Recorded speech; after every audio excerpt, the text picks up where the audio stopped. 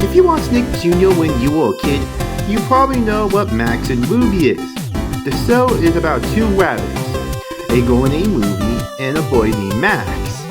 And their everyday events in their house. Ruby tries to get Max to do something, but Max always refuses and tries to do his own thing. It's a very harmless show for kids, and there's nothing too off about it. What is strange, however, is that we never really saw their parents. Yeah, we never saw their parents in the show.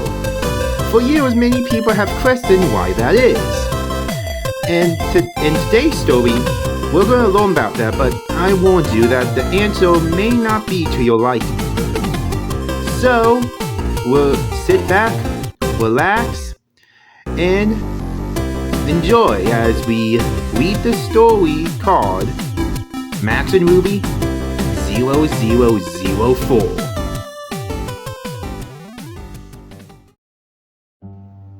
It was just this Christmas that went by, and things were getting busy. I just started buying presents for my parents, my brother Matt, and my three sisters, Laura, Sarah, and Linda. I just finished shopping, but I still need to grab a present for my little cousin. She's not very hard to shop for since she's only 4 years old. She liked things like Care Bears and My Little Pony. She really liked, as I like for a reason, Max and Ruby. So, when I decided to go looking for a present, I figured something like a Max and Ruby DVD would have been perfect since she liked to watch it on a daily basis. However, Christmas meant that many of the online DVDs were sold out in most places. I went to look on eBay as well, but figured I couldn't trust what condition DVD could have been. So I was stuck in a rut for a while, until this strange package arrived. I was at home, still scrolling for a stupid DVD until I heard the sound of something being pushed into my little box. I caught a hold of it before the dog did and looked at the package. It seemed to be wrapped fairly badly, with what looked like grease marks and stains on it. Naturally, as anyone would, I decided to open the package. Inside was something that I couldn't explain. It was a Max and Ruby DVD, but I never seen one like it online. It was like some little kid had drawn the front cover with a marker. The title was just Max and Ruby, with what looked like a poorly drawn illustration of Max and Ruby on the front cover. There were no names or anything, but on the back, it had a list of 4 episodes, all with very blunt titles. 1. Episode 001. 2. Episode 002. 3. Episode 003. 4. Episode 004. I quickly gave the DVD a watch over. To my surprise, all the episodes were in perfect quality and seemed to have no flaws. It was as if it was a real DVD, just with a homemade cover. The only thing I thought appeared odd was the episode selection screen.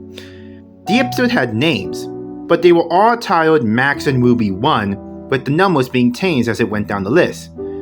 The actual selection screen was just a plain white screen with black text and nothing else. After giving it a massage, I decided to change the color to something a little nicer by printing out a DVD cover that I found on Google and tracked down the names of the episodes so they are labeled correctly. So I left the episode list alone because I figured it was self-explanatory. Christmas went by and things were fine. I gave my little cousin her DVD and she was happy with it all throughout Christmas, but that it was only because she hasn't watched it yet. On Boxing Day, my parents and siblings had gone out for lunch and left me to babysit my cousin. I wasn't too bothered about being left at home. I figured now was a good time to put on the DVD for her. I put the DVD in the DVD player and allowed it to play. While I was in the kitchen eating my dinner, from what I could hear, she just watched episodes 1 to 3 so far. I just was about to finish my cup of noodles when I heard my coming screaming from the other room. Dropping everything, I ran to the living room and saw my cousin curled up on the floor screaming and crying. I looked up on the DVD and my heart dropped to my stomach. What I caught was a glimpse of one of the most disturbing things I have ever seen. It what appeared to be a frame of Max and Ruby standing next to each other in complete darkness. But what made it so disturbing was the lack of faces. They lost their noses and mouths, and their eyes were replaced with black, empty holes. The colors were a disgusting blood red, and there was fake static in the background. The sound was replaced with what sounded like the Max and Ruby thing playing in reverse, with fake static in the background, in the mix of it all. It had to be the most disturbing thing I've ever seen in a cartoon. And I must have been on screen for at least 30 seconds before the screen went black and went back to the menu. Luckily, I was able to calm my sister down, telling her that it wasn't real, and that she just had nightmare as she fell asleep in front of the TV. However, I knew damn well it was completely real. My parents had woken me up and told me they were going to go out all night, so this was going to be the best opportunity to look at this DVD more closely. I didn't mention it to them, and as soon as they hung up, I grabbed the DVD before opening it on my laptop. As soon as it loaded, I noticed that episode 0004 has now been replaced with R.I.P. Mommy and Daddy, which disturbed me to the core and sent a shiver down my spine. Since my cousin was now asleep, I plugged in my headphones and put on some relaxing music, so she could sleep without having to hear the DVD. Normally, an episode of Max and Ruby would feature 3 short stories, but this episode only had 1. It started off quite happy. Max and Ruby were playing tag in the garden, and their parents were on the porch watching them play. However, something was off. The sound was playing in a voice, and the parents' faces were that of sadness. It panned to the mom and dad. And in a deep voice of sorrow, the dad spoke.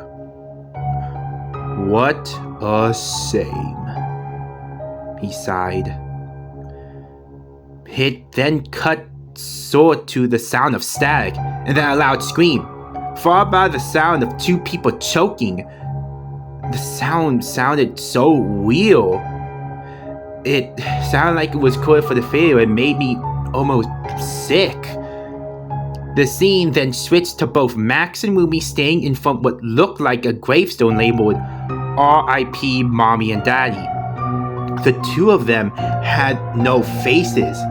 At this point, there was also no sound, apart from the faint static. The scene remained on screen for about a good half minute before it went to black. The scene then changed again, now showing Max and Ruby sitting in Ruby's room. Both of them were sobbing. They were the most heart-wrenching sound I ever heard. It sounded almost like they were recording from a real person mourning, and not from the actual voice actors. But happiness was probably the most disgusting yet saddest thing I've seen. The scene then changed to Max sitting in his room. He was standing on a chair with a noose hanging from the ceiling. He placed the noose around his neck. And then, the scene faded to black as the static got louder. Almost instantly, it then cut to Ruby walking in on her brother. She let out a horrific scream as the background turned to black. The camera then was pinned on her face as the sound of a tail being kicked and the same choking from before began to play. The picture of Ruby's face stayed on the screen for about a good 5 minutes. This time, her eyes had returned as the same gaping black holes. Ruby then started crying, and as before, there was no other facial features. The static slowly grew louder and louder until until it drowned out the sounds of her cries. The scene cut to black with loud static. Then the screen returned, showing Ruby standing there, now on her own, in the garden by two gravestones. One was labeled R.I.P. Mommy and Daddy, and the other was R.I.P. Brother. At this point, I was completely shivering in fear. The episode seemed to come to an end at last as an old computer noise started playing. I was about to eject the DVD when the same image came up like it did on the TV. This time, however, there was text above the two rabbits, which simply read, "Death is our only release." There was no credit or anything else. It stayed on it for a few seconds before the DVD finally ended and returned to the middle. I then immediately popped the DVD out as quickly as I could. I sat there, trying to comprehend what just happened. In my delirium, I made the stupid decision to break the DVD as much as I can, before throwing it away in the garbage. Thankfully, I kept a few screenshots and saved them to my laptop. The next couple of days went by without anything unusual happening. I had a few nightmares about the DVD, but that was pretty much it. My cousin had gone back home along with my aunt, my uncle, and my other cousins. It was late at night and my parents and sibling were gone out for dinner, leaving me to watch TV. I heard what sounded like posting something through the door. At this point, the DVD had completely left my mind since I haven't told anyone about it. However, it all came flooding out when I looked down at the letter in front of me. It was messily folded up, and what it said on it was those same familiar words that will haunt me for the rest of my life. The note simply read,